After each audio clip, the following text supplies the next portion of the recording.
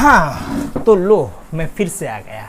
इस बार मैं क्या करने आया हूँ? इस बार मैं कुछ नहीं, बस वेक्टर के क्वेश्चंस कराने आया हूँ। क्या कराने आया हूँ? वेक्टर के क्वेश्चंस। ठीक, क्लियर हो गया? तो चलो कोशिश यही रहेगी कि आपको अच्छे से क्लियर कर पाऊँ।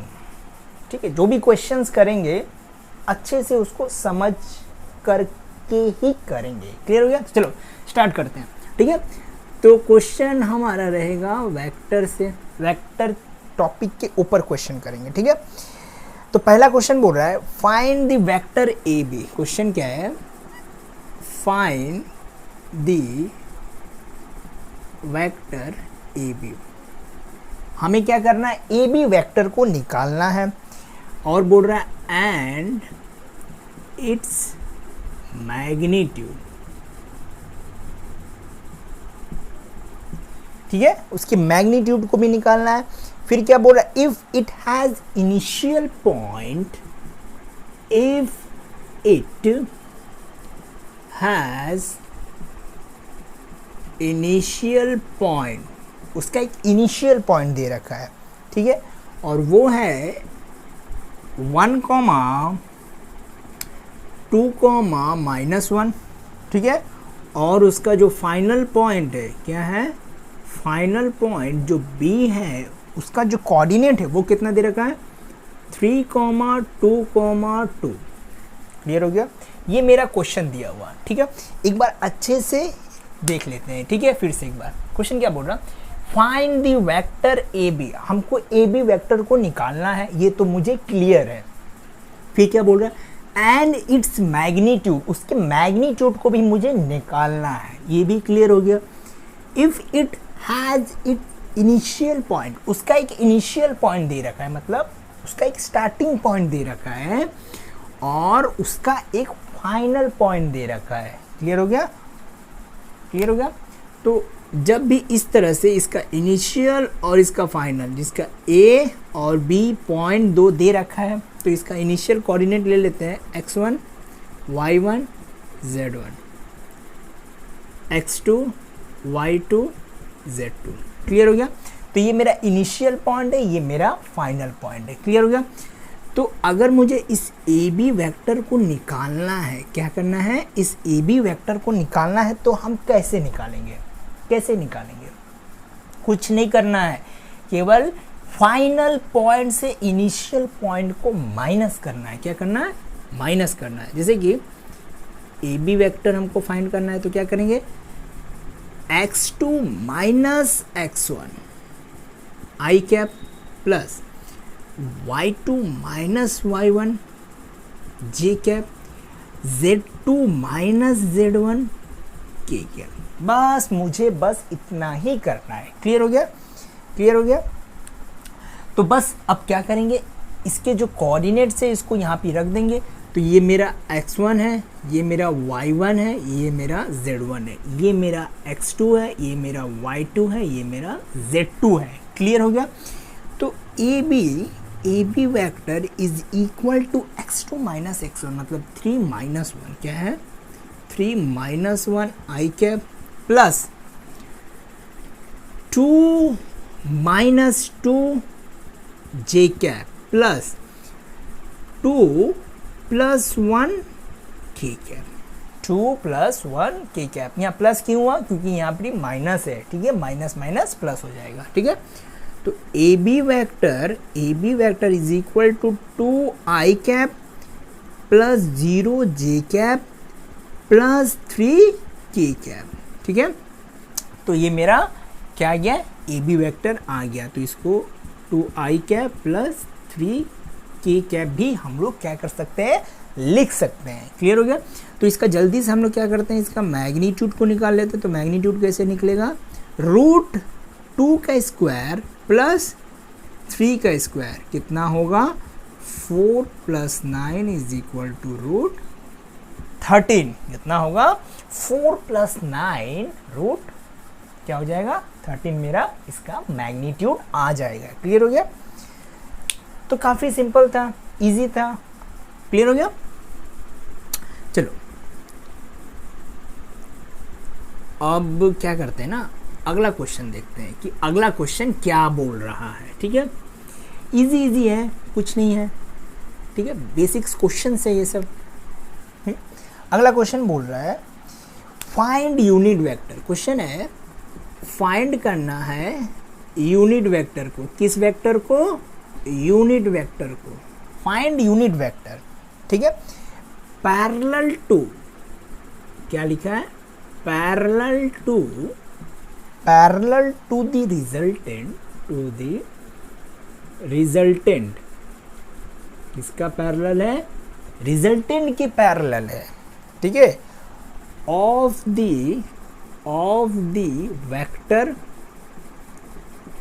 वेक्टर ए, जो कि यहाँ दिया हुआ है I cap plus 4j cap minus 2k cap. ठीक है, ये ए दिया हुआ है एंड वेक्टर बी कितना दिया हुआ है? वेक्टर बी दिया हुआ है 3i cap minus 5j cap और प्लस k कैप। बस इतना ही दिया हुआ है, इससे ज़्यादा और क्वेश्चन है नहीं। ठीक है, चलो एक बार देख लेते हैं कि क्वेश्चन में है क्या अच्छे से। फाइंड यूनिट वेक्टर, क्या बोल रहा है? यूनिट वेक्टर निकालना है। क्लियर हो गया? Parallel to the resultant, resultant के साथ वो पैरेलल है भाई। ऑफ द वेक्टर, इसके रिजल्टेंट मतलब इन दोनों को जब मैं ऐड करूंगा तो वो मेरा रिजल्टेंट आ जाएगा, उसके पैरेलल है। मतलब ये मैं इसका रिजल्टेंट निकाल दे रहा हूं, तो रिजल्टेंट निकलेगा कैसे? इन दोनों को ऐड कर दूंगा, मतलब vector A plus vector B को ऐड करूंगा तब जाकर रिजल्टेंट निकलेगा। तो ए कितना दिया है? 1 प्लस 3 आई कैप, जे को जे के साथ 4 माइनस 5 जे कैप और -2 प्लस 1 के कैप। बस इतना ही करेंगे तो मेरा रिजल्टेंट आ जाएगा। ठीक है, तो कितना होगा? 4i कैप माइनस जे कैप माइनस के कैप, ये मेरा रिजल्टेंट आ गया। ठीक, अब क्या बोला था? पैरेलल टू द रिजल्टेंट, उस यूनिट वेक्टर को निकालना है। तो वो कैसा रहेगा देखने में? ये यूनिट वेक्टर हो गया। ठीक है,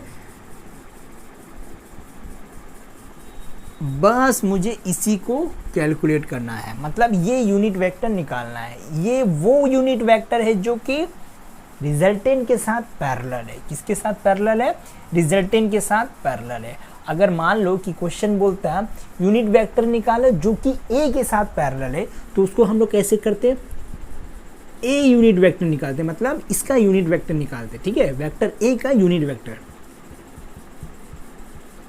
सॉरी ए। ठीक है, बस इस तरह से हम लोग निकाल सकते थे। ठीक है, लेकिन यहाँ पे बोला रिजल्टेंट के साथ पैरेलल है, तो रिजल्टेंट का यूनिट वेक्टर निकालेंगे। ठीक है, तो मुझे तो ये आर वेक्टर पता है, इसका मैग्नीट्यूड भी निकाल लेता हूँ मैं जल्दी से। तो 4 का स्क्वायर कितना होगा? 16, 1 का स्क्वायर 1 और 1 का स्क्वायर 1, ये हो जाएगा √18। इसको 3√2 लिखा जा सकता है। ठीक है, तो क्या होगा? 4i कैप, आर वेक्टर कितना दिया है? 4i कैप माइनस जे कैप माइनस के कैप बाई इसका मैग्नीट्यूड, मतलब 3√2। क्या? 3√2। तो ये मेरा क्या आ गया? यूनिट वेक्टर आ गया। ठीक है, जो कि पैरेलल है इस रिजल्टेंट के साथ। किसके साथ पैरेलल है?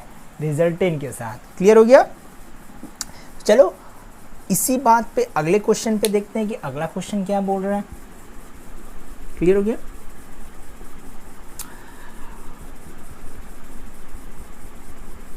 देखो, सब्जेक्ट में सबसे जो वैल्यूबल, सबसे जो पावरफुल सब्जेक्ट होता है वो मैथ्स होता है।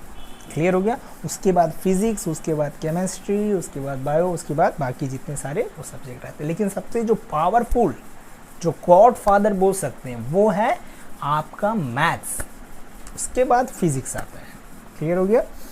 तो फिजिक्स को स्ट्रॉन्ग करने के लिए मैथ्स को स्ट्रॉन्ग करना जरूरी है। ठीक है, क्या करना पड़ेगा? मैथ्स को स्ट्रॉन्ग। अगर मैथ्स स्ट्रॉन्ग है तो फिजिक्स कुछ भी नहीं है।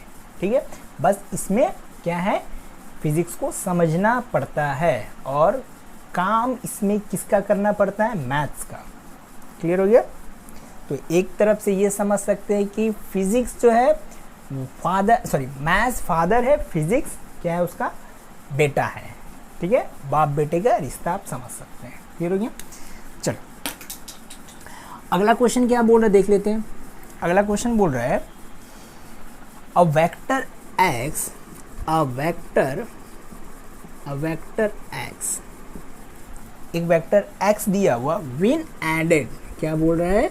व्हेन एडेड, जब इसे ऐड किया जाता है टू द रिजल्टेंट, किसके साथ? रिजल्टेंट के साथ। मतलब x, अ वेक्टर x है जिसको मैं ऐड करूंगा रिजल्टेंट के साथ ऑफ द वेक्टर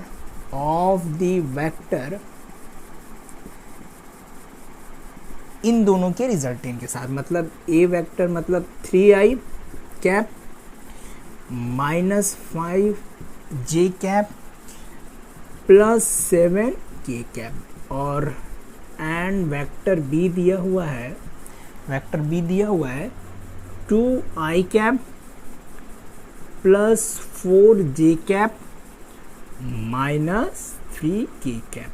ठीक है, तो क्वेश्चन क्या बोल रहा है कि x वेक्टर को रिजल्टेंट वेक्टर के साथ ऐड करेंगे, इन दोनों के रिजल्टेंट वेक्टर के साथ, तो हमें क्या मिलेगा? गिव्स, क्या बोल रहा है? वो हमें मिलेगा गिव्स अ यूनिट वेक्टर। क्या देगा? अ यूनिट वेक्टर देगा।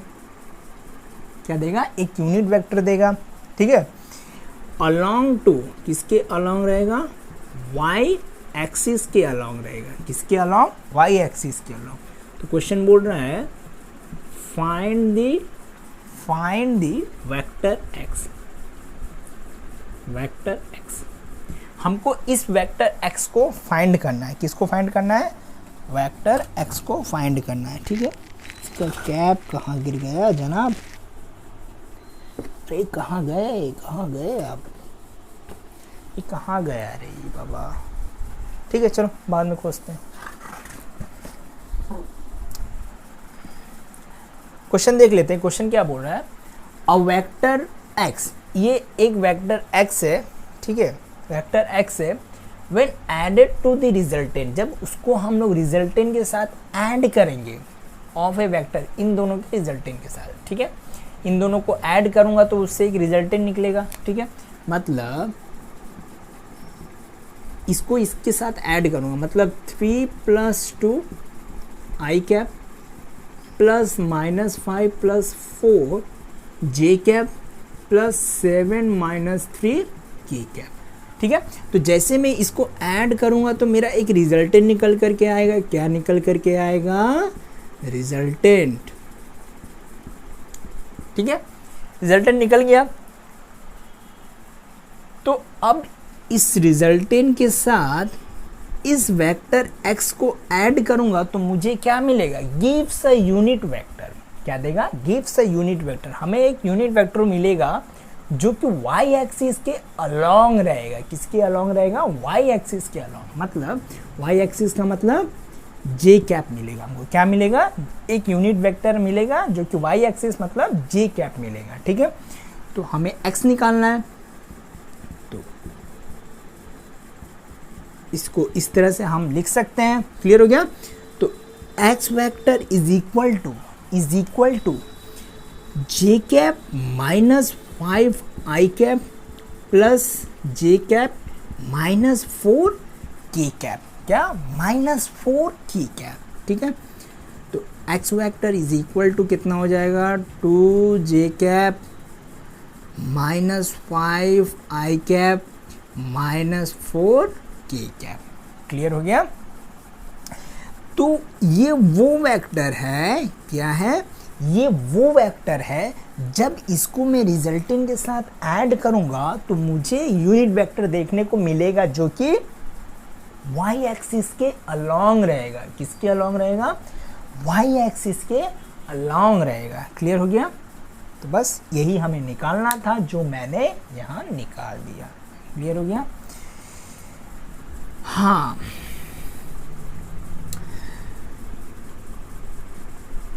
तो अब जो अगला क्वेश्चन है वो क्या है देखते हैं जल्दी से, बिना टाइम को वेस्ट किए हुए। तो अब अगला जो क्वेश्चन है वो क्या बोल रहा है? इफ वेक्टर ए, क्या बोल रहा है? इफ वेक्टर ए, एक वेक्टर ए है, एक वेक्टर ए है is equal to 3i cap plus 4j cap and एक वेक्टर बी है। क्या है? एक वेक्टर बी है, ठीक है, जिसका वैल्यू दिया हुआ है, जिसका value 7i cap plus 24j cap. Find, क्या बोल कर रहा है? फाइंड वेक्टर, क्या बोल रहा है? फाइंड वेक्टर हैविंग, क्या बोल रहा है? हैविंग, जिसका है हैविंग द सेम मैग्नीट्यूड है बाबा। क्या है? सेम मैग्नीट्यूड एज बी के मैग्नीट्यूड के बराबर है, and parallel to vector A. Clear हो गया? अब इसको एक बार अच्छे से देखते हैं फिर से। क्या बोल रहा है? इफ वेक्टर ए एक वेक्टर एंड बी एक दूसरा वेक्टर है। क्लियर हो गया? Find a vector having the same magnitude. हमको क्या बोल रहा है कि हमको उस वेक्टर को निकालना है जिसका कि सेम मैग्नीट्यूड होगा। किसके सेम मैग्नीट्यूड होगा? इस बी वेक्टर के सेम मैग्नीट्यूड होगा, और वो पैरेलल होगा वेक्टर ए के। तो इसमें बेसिकली करना क्या है? सबसे पहले तो हमको एक यूनिट वेक्टर निकालना है ए का, जो कि होगा ये, ठीक है, और मेरे को क्या करना है यहाँ पर? मैग्नीट्यूड बी का निकालना है। बस इन दोनों को कंबाइन एक साथ कर देंगे तो मेरा वो वेक्टर निकल जाएगा जिसका कि मैग्नीट्यूड बी के बराबर होगा, और वो पैरेलल रहेगा वेक्टर ए के, मतलब ए के डायरेक्शन में रहेगा। क्लियर हो गया? तो सबसे पहले मैं क्या करता हूँ? इस बी का मैग्नीट्यूड कैलकुलेट करता हूँ। तो बी का मैग्नीट्यूड कैसे निकलेगा? 3 का स्क्वायर प्लस 4 का स्क्वायर कितना होगा? 9 प्लस 16 कितना होगा? 25। 5 कितना आ गया? 5। अब इस यूनिट वेक्टर को निकालता हूँ। तो यूनिट वेक्टर को निकालने के लिए बाबा सबसे पहले तो मुझे इसका मैग्नीट्यूड निकालना पड़ेगा। किसका मैग्नीट्यूड? वेक्टर ए का मैग्नीट्यूड पता करना पड़ेगा। तो वेक्टर ए का मैग्नीट्यूड कैसे निकालेंगे? 3 का स्क्वायर प्लस 4 का स्क्वायर। ओह शिट, यहाँ 7 है। सॉरी। तो 7 ये वेक्टर में ए का निकाल दिया। कितना होगा? 7 का स्क्वायर प्लस 24 का स्क्वायर। तो 7 का स्क्वायर कितना होगा? 49, और 24 का 576। तो कितना हो जाएगा? 625, और इसका स्क्वायर रूट कितना होता है? 25। तो इसका निकालेंगे तो कितना होगा? 9 प्लस 16, 25, 5। ठीक है, तो ए का मैग्नीट्यूड आ गया, तो ए का यूनिट वेक्टर भी निकल जाएगा। तो वेक्टर ए मतलब 3i cap plus 4j cap by क्या? बाय 5। ठीक है, अब वो वेक्टर निकालना है जिसका मैग्नीट्यूड b के बराबर और इसके पैरेलल। तो इन दोनों को एक साथ कर देते हैं, मतलब 25 इंटू 25 ब्रैकेट में रख देता हूँ 1/5 3i cap plus 4j cap 5 होगा। तो 15i cap plus 20j cap, ये वो वेक्टर है, मैं इसको x ले लेता हूँ। x वो वेक्टर है जिसका कि मैग्नीट्यूड b के बराबर है और वेक्टर ए के पैरेलल है। क्या है? वेक्टर ए के पैरेलल है। ठीक है,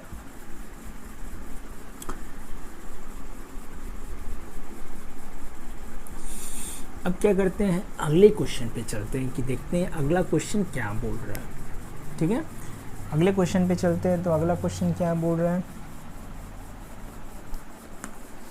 अगला क्वेश्चन है, ये आपका रेक्टेंगुलर वेक्टर का है। ठीक है, वेक्टर को रेक्टेंगुलर फॉर्म में शो करना है। क्वेश्चन बोल रहा है अ बर्ड मूव, एक बर्ड मूव कर रही है। अ बर्ड मूव, बर्ड मूव कर रही है, मूव से विथ वेलोसिटी से मूव कर रही है। किससे मूव कर रही है? With velocity 20 metre per second, 20 metre per second in किसके? इन अ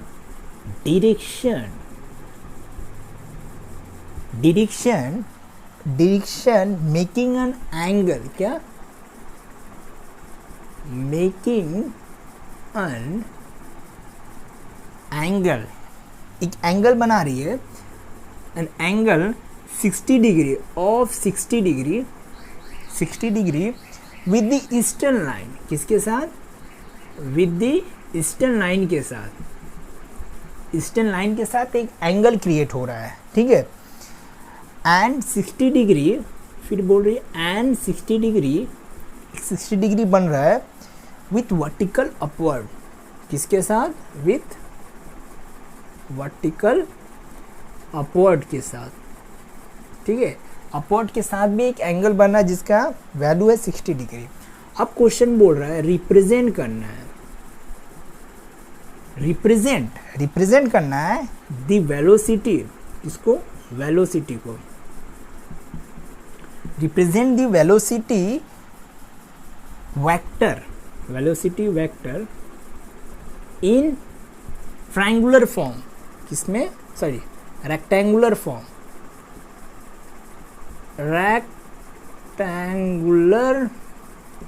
फॉर्म।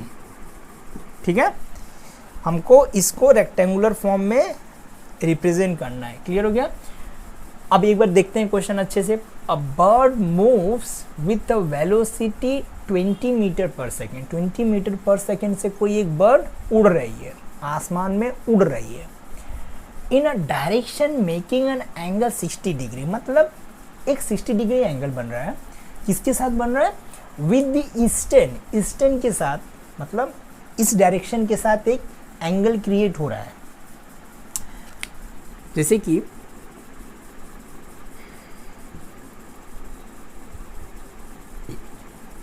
इसको मैं नॉर्थ ले लेता हूँ, इसको मैं साउथ लेता हूँ, इसको वेस्ट ले लेता हूँ, इसको ईस्ट ले लेता हूँ।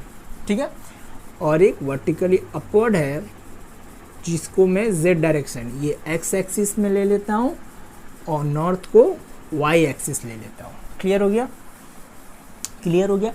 इसमें एक वेक्टर है जो कि इस x एक्सिस के साथ 60 डिग्री बना रहा है। किसके साथ? x एक्सिस के साथ 60 डिग्री क्रिएट कर रहा है। क्लियर हो गया? क्लियर हो गया? तो फिर क्या बोल रहा है? वर्टिकली अपवर्ड, माने अपवर्ड मतलब z डायरेक्शन के साथ, मतलब ये z डायरेक्शन के साथ कितना क्रिएट कर रहा है? z के साथ, इसके साथ भी है 60। क्लियर हो गया? मतलब मुझे अल्फ़ा का वैल्यू पता है 60 डिग्री, इसको मैं अल्फ़ा ले लेता हूँ, और ये बीटा है, ये अल्फ़ा है। ठीक है, x एक्सिस के साथ जो ये वेक्टर बना रहा है ये है अल्फ़ा। क्लियर हो गया? तो अल्फ़ा पता है। क्लियर हो गया? ये बीटा नहीं, गामा, z के साथ गामा होता है, सॉरी बीटा नहीं पता है, मतलब y एक्सिस के साथ ये कितना एंगल बन रहा है वो नहीं पता है। ठीक है, बीटा का वैल्यू नहीं पता है, अल्फ़ा का वैल्यू पता है, गामा का वैल्यू भी 60 डिग्री है। क्लियर हो गया? तो वेक्टर को हमको रिप्रेजेंट करना है किसमें? रेक्टेंगुलर फॉर्म में। तो रेक्टेंगुलर फॉर्म में वेलोसिटी देखने में कैसा होगा?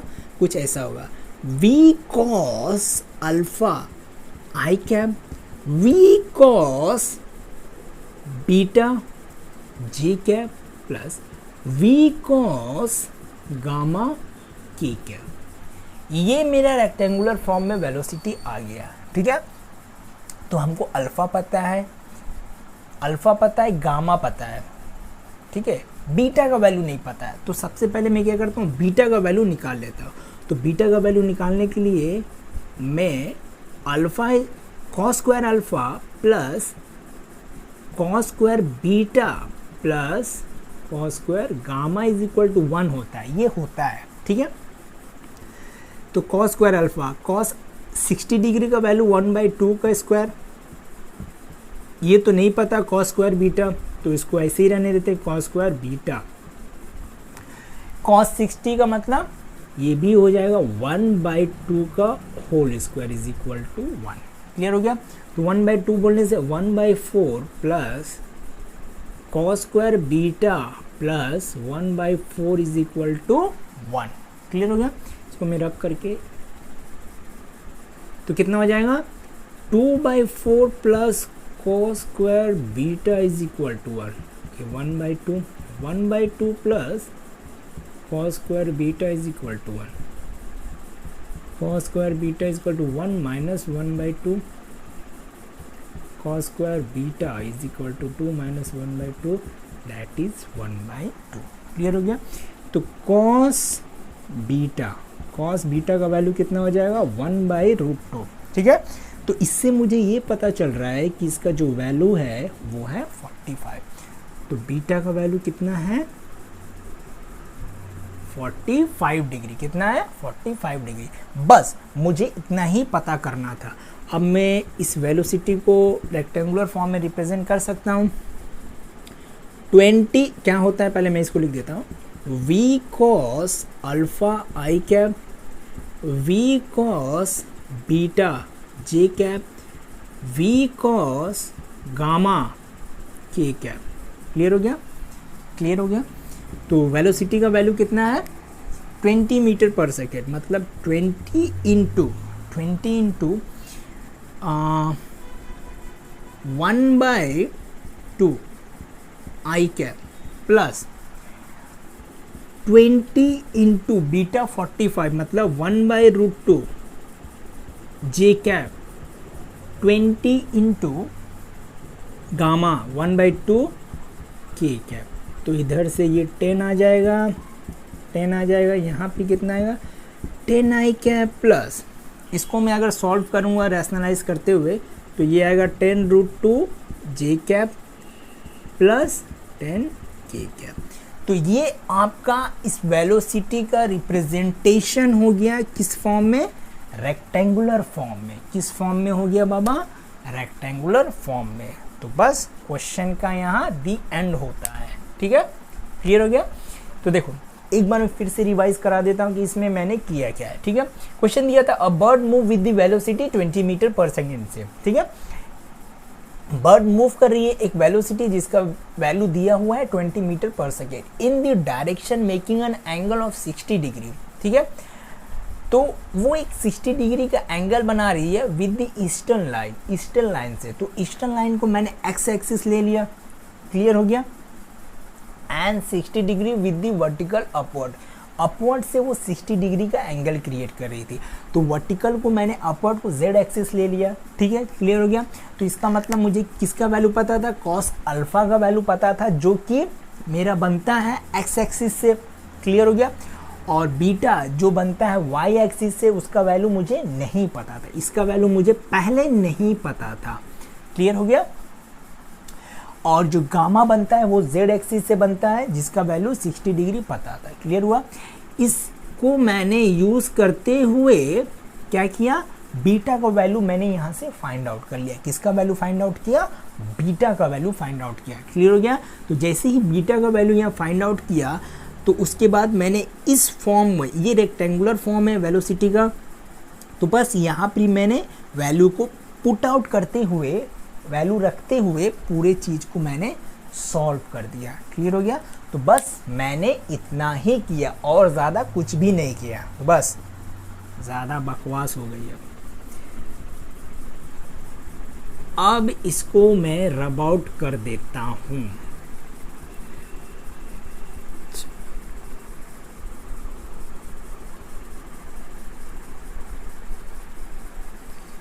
हाँ, थक गए यार मिटाते मिटाते, इतना फोन मिटाता। तो बस आज के लिए इतना ही रहने देते हैं, ठीक है।